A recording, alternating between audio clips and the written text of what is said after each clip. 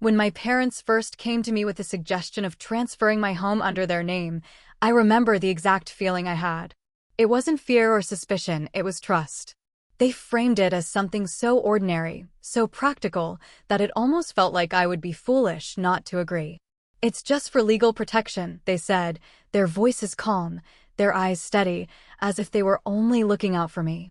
They talked about paperwork, about liabilities, about how unpredictable the world could be, and how important it was to make sure everything was secure. I didn't see deception in their words at that moment. What I saw were parents who raised me, who had been there through every stage of my life, now advising me as if they were passing down wisdom. And because of that, I didn't hesitate. I had worked for years to build that home. Every brick, every tile, every corner held pieces of my struggle. Late nights, sacrifices, skipped opportunities for leisure, all of it poured into creating a place that wasn't just shelter, but a symbol of independence. So when my parents assured me that putting the house under their name was just a formality, my first thought wasn't, what if they betray me? It was, they love me enough to care about my future. It's strange how we are conditioned to see our parents as pillars of trust. You grow up believing their word carries more weight than anyone else's, and that belief doesn't simply vanish when you reach adulthood. I signed those papers with a calm heart, believing it was a step to protect what was mine. Looking back, the language they used was almost rehearsed. They kept emphasizing how it was temporary, how it was safer this way, how nothing would change in reality because the house was still mine in every meaningful sense. They said that by having it in their name, no one could interfere legally, no one could challenge ownership, and that it was about shielding me from complications I might not understand. Their words created an illusion of safety, and I leaned on it without realizing how fragile it was. Every detail of their explanation was designed to ease any doubt, but instead of raising alarms, it made me feel reassured. I told myself that parents wouldn't gain anything by tricking their own child, so why would they even consider it? That thought alone was enough to blind me to any hidden motives. The day I signed the transfer papers, my mother even squeezed my hand gently, telling me I was doing the right thing. My father spoke with authority, as though his decades of experience gave him insight into risks I couldn't possibly comprehend. They wore the masks of guardians, and I accepted it without question. There was no lawyer of my own present, no neutral party to explain the implications, because I believed their voices were the only ones I needed to hear. I didn't read the fine print as carefully as I should have, because in my heart, I wasn't entering a deal with strangers. I was agreeing with the people who gave me life.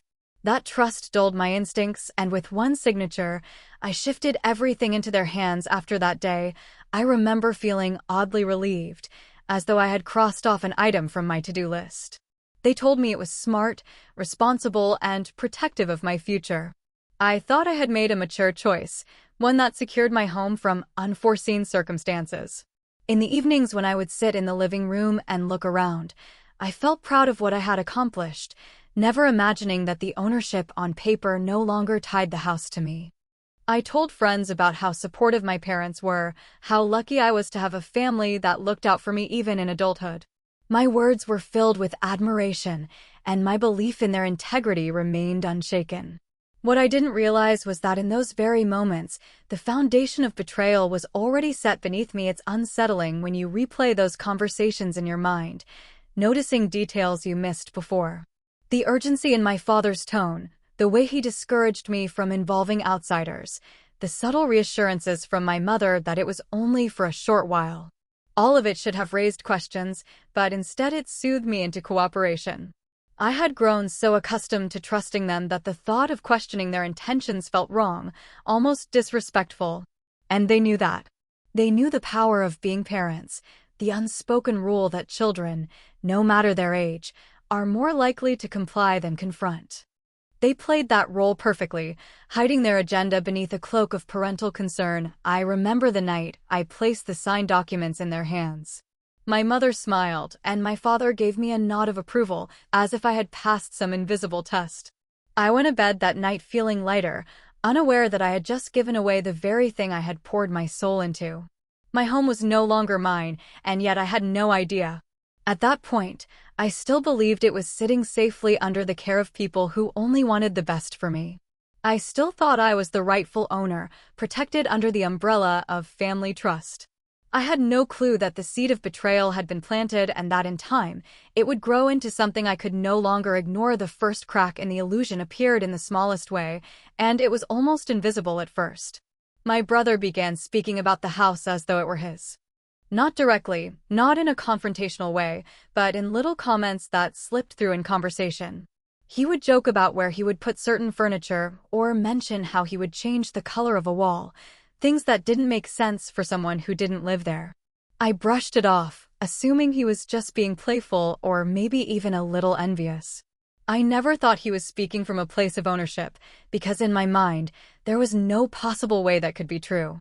The home was mine, or so I believed, but his words planted the tiniest seed of unease. That unease began to grow when I overheard my parents speaking with relatives.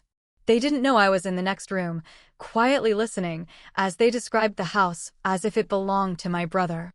They spoke about how generous they had been, how they had gifted it to him, how it was a stepping stone for his future. My heart stopped at those words.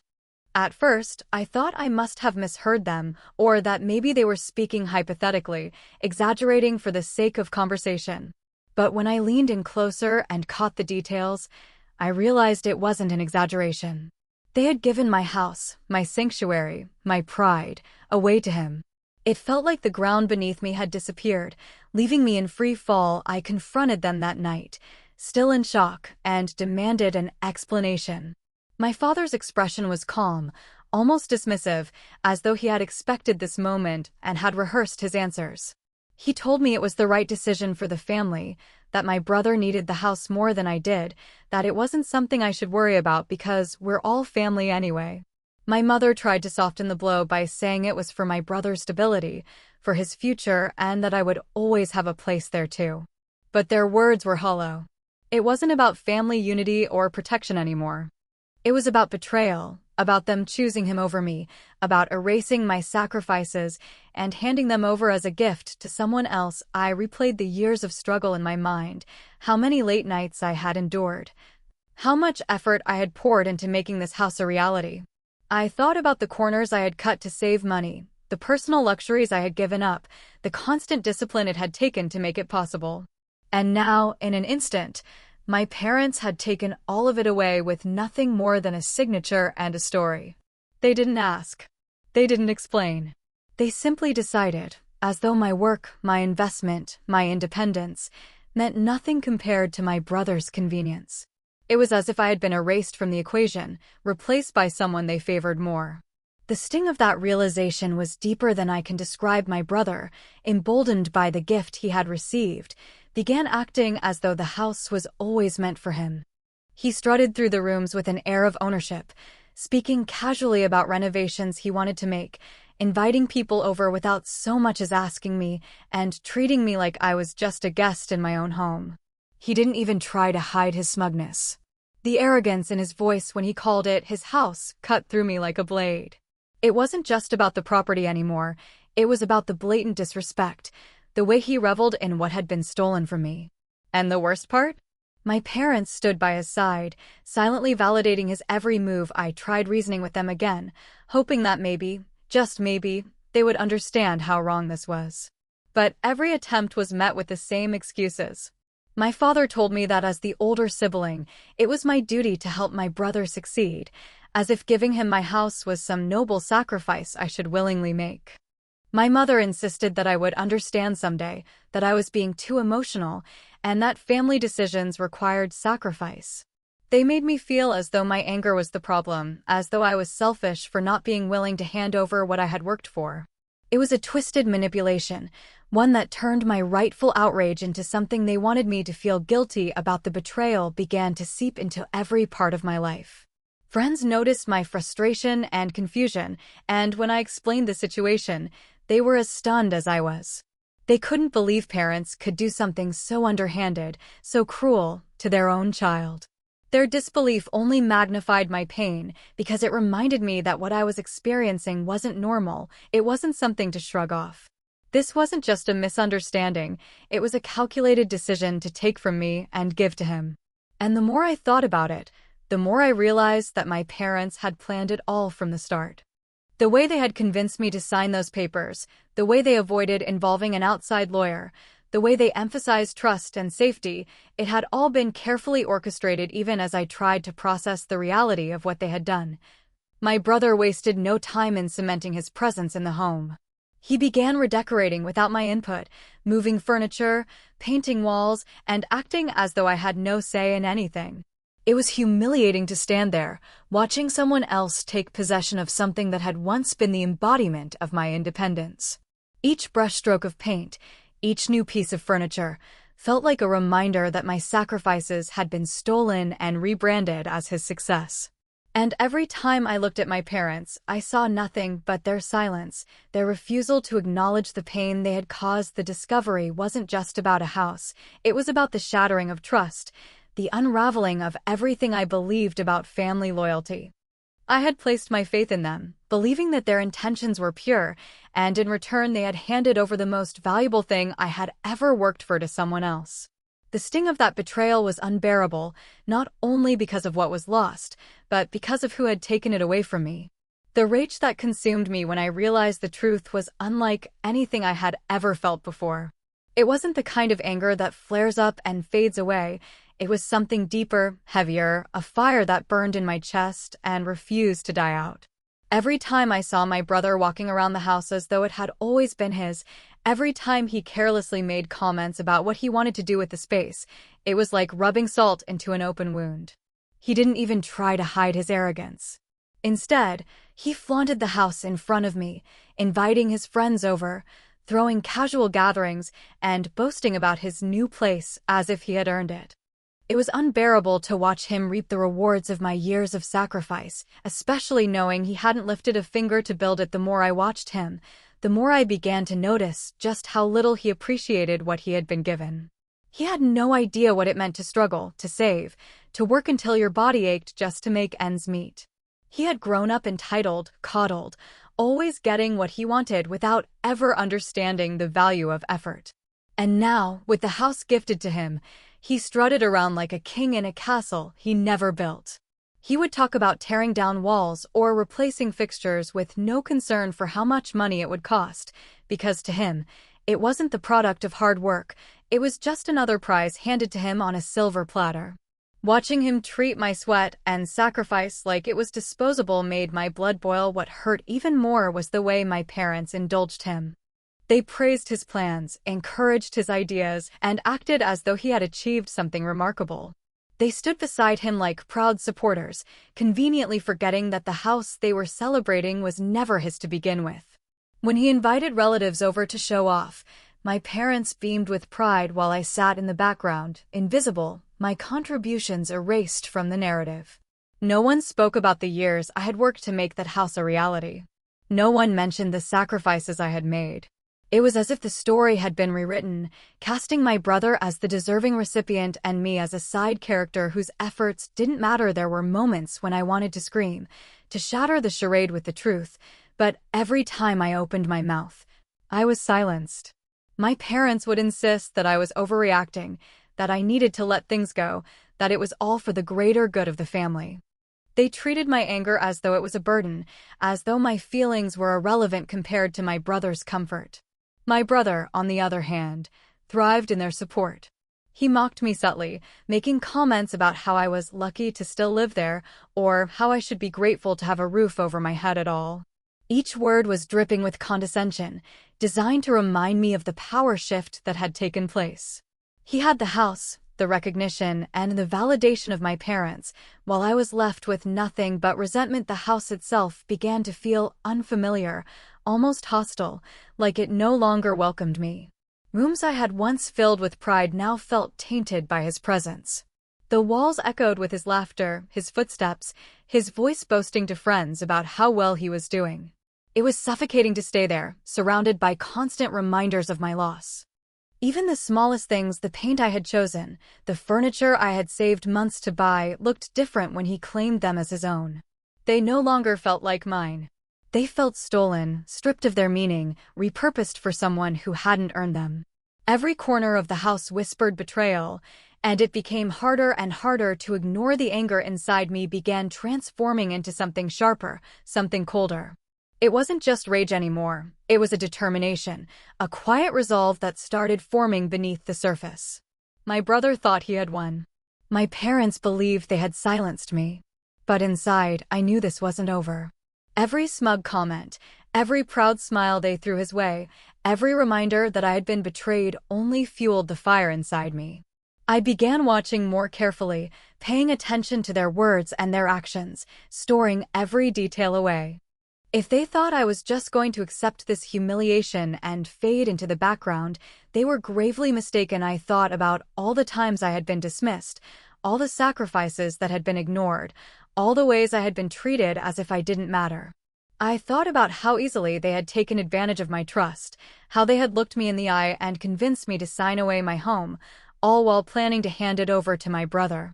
That betrayal cut so deeply that it became impossible to ignore. I knew then that I couldn't simply stand by and let them erase me from my own story. My brother's arrogance, my parents' favoritism, their casual cruelty, they had underestimated me. They thought my silence meant weakness, but they were wrong. I stopped seeing the house as just a home. It became a symbol, a battlefield, the stage where their betrayal would eventually backfire. Every laugh my brother let out, every smirk he wore, every moment my parents celebrated him instead of me, it all became fuel for something bigger. I didn't know exactly how yet, but I knew this wasn't the end. The rage that had consumed me was no longer just a flame, it was a force, one that was going to shape what came next in ways they couldn't imagine. Once the rage settled into a cold determination, I knew I couldn't rely on anger alone. I needed to be smart, precise, and deliberate if I wanted to take back what was stolen from me. That's when I started gathering every piece of evidence I could find. The first thing I did was revisit the paperwork I had signed, this time with eyes unclouded by trust. I read line by line, noticing the details I had ignored before, the clauses that gave my parents complete control, the absence of any safeguard that protected me. The more I studied those documents, the more I realized how carefully they had orchestrated it all.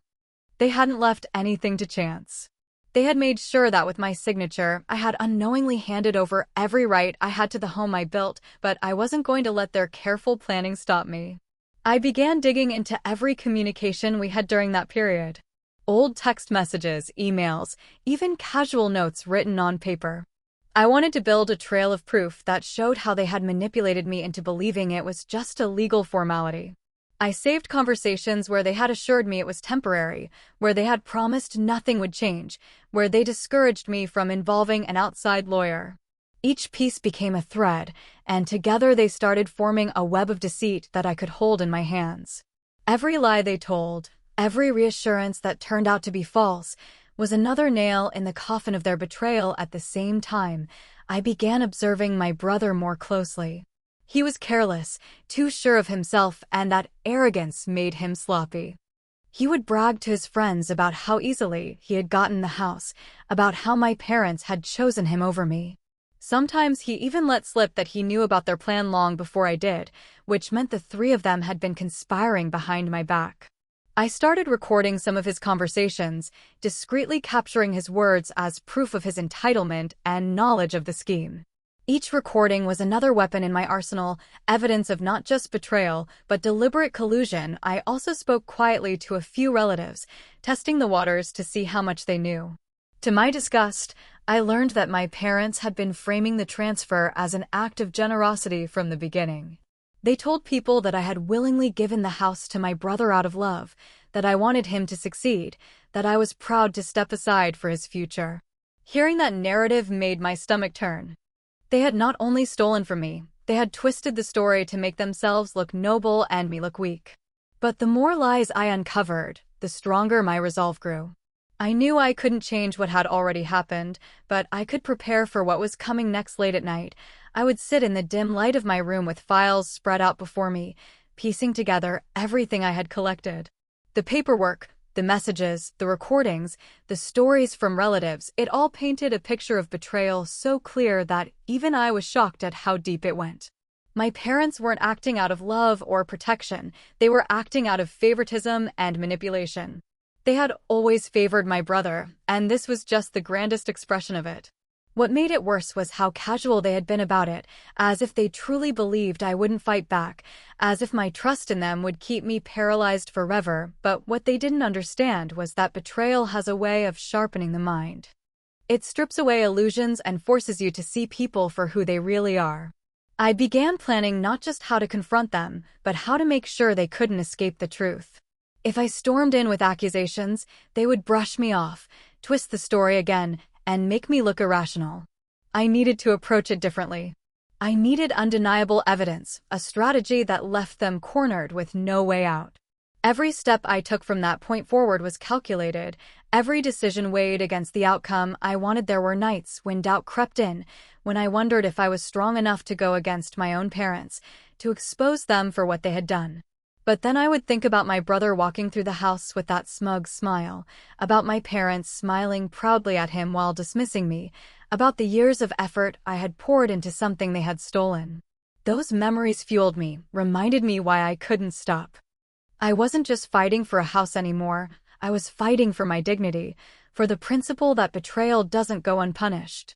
They thought they could rewrite the story and erase me, but I was determined to show them that I was still here, and I wasn't going to fade quietly into the background. The more evidence I collected, the stronger I felt. Every document, every recording, every lie I exposed became a shield against the doubt that tried to creep in. Slowly, I began to see the path forward. This wasn't going to be a quick fight, it was going to be a battle of patience and strategy. They had played their game in secret, but mine would be out in the open, undeniable, impossible to ignore. And while they believed they held all the power, what they didn't realize was that I was no longer the trusting child they had manipulated. I was someone they had pushed too far, someone who had nothing left to lose and everything to gain by fighting back. The day I decided to confront them was not impulsive. It was the result of weeks of silent preparation, nights spent going over documents, recordings, and the fragments of truth I had gathered piece by piece. I knew storming in with raw anger would only give them an opportunity to twist the narrative again, to paint me as irrational, ungrateful, or emotional. They had done it before, silencing me by framing my outrage as disrespect. This time, I needed to be calm, deliberate, and undeniable. I rehearsed what I would say, anticipating their excuses, imagining the lies they would reach for when cornered. I prepared myself not just with words, but with proof, enough to strip away every mask they had worn to deceive me. When the moment came, I sat them down at the dining table. My father looked at me with that familiar sternness, the expression that always carried the weight of authority.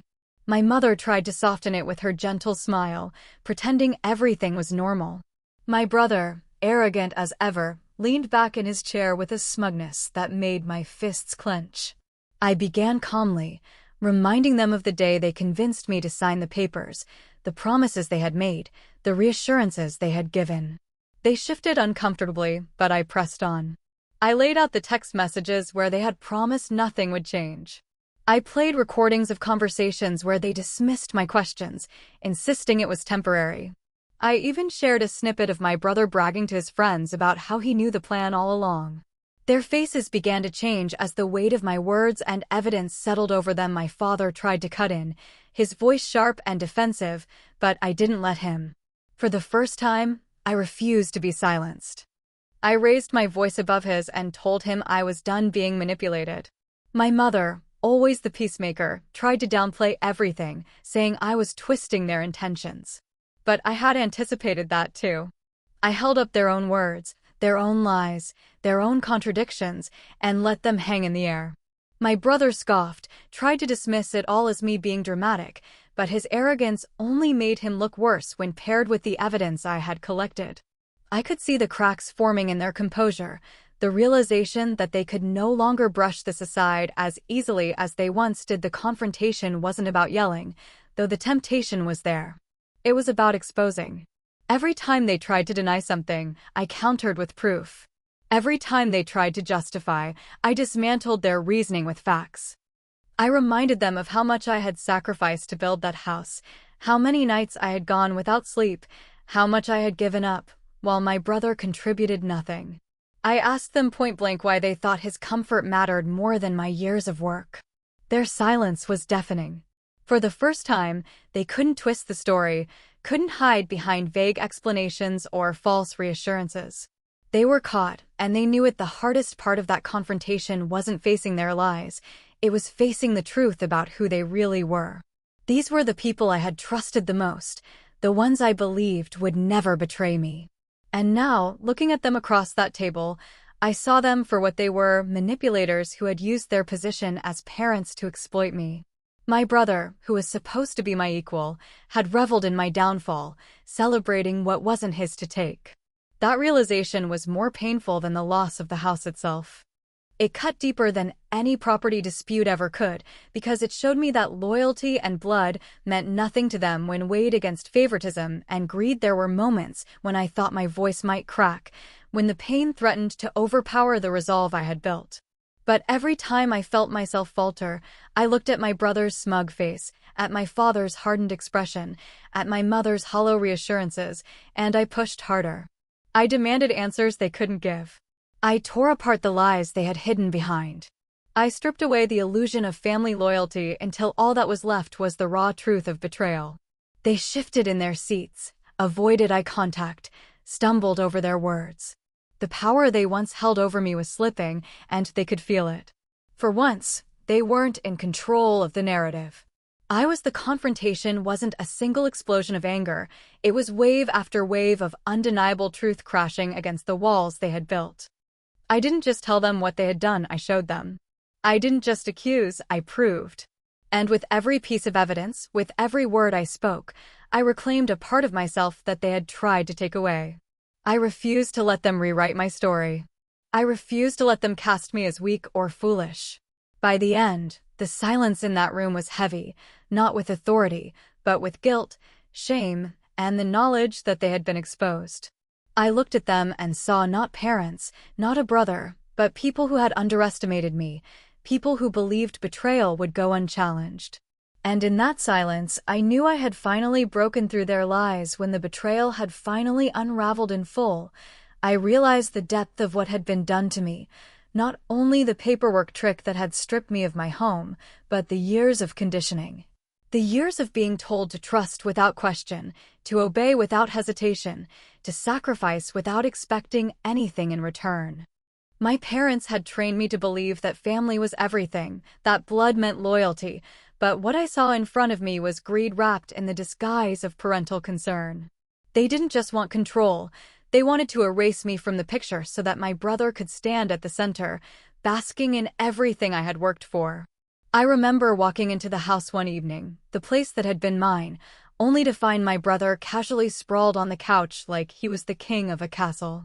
My parents were smiling at him, talking about renovations, as if I wasn't even there, as if my years of saving and sacrificing had been nothing more than a stepping stone for his comfort. Every detail of that moment is burned into me.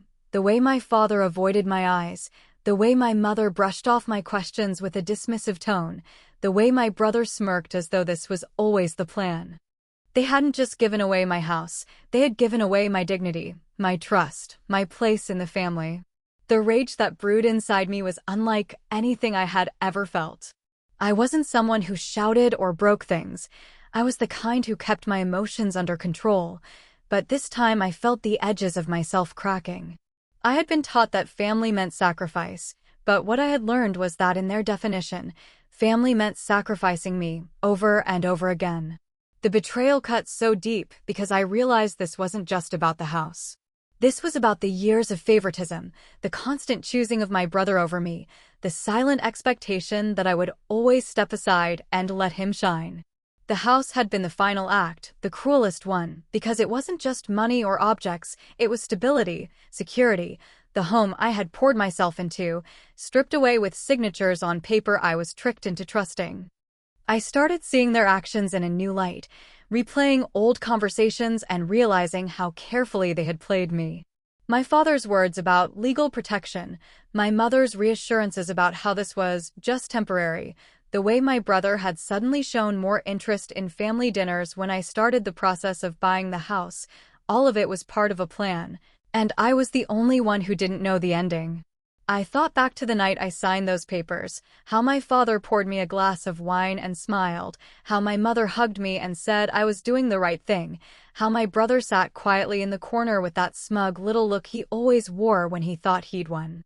They had played me so well, weaving lies into words of love, until I believed that what I was doing was for the good of the family. The more I thought about it, the more I understood that this wasn't just betrayal, it was exploitation. They knew I trusted them, they knew I would never question them, and they used that against me. What parent does that? What kind of mother looks her child in the eyes and convinces her to give away everything, only to turn around and hand it to someone else? What kind of father tells his daughter it's for her protection while already planning to strip her of her independence? And what kind of brother accepts such a gift, knowing it came at the expense of his sister's sacrifices? The answers were painful, but they were also clear. The kind of family that never truly saw me as equal, that always saw me as the backup, the one who could be leaned on but never celebrated. I started feeling like a stranger in my own home. The walls that had once been painted with my choices now echoed with my brother's presence. He started rearranging furniture, making changes, treating it as though it had always belonged to him. My parents encouraged it, praising him for his vision and responsibility, while I sat there in silence, boiling with the knowledge that they had stolen not only my house, but also my role as the one who had built something from nothing. Friends who visited looked at me with confusion, asking why things seemed different, and I didn't have the words to explain it yet. How could I? How could I tell them that my own parents had robbed me, that the people meant to protect me had been the ones to strip me bare? Every night I lay awake, staring at the ceiling, feeling the weight of betrayal pressing down on me. I replayed conversations in my head, tried to convince myself it wasn't real, that there had been some mistake, some misunderstanding.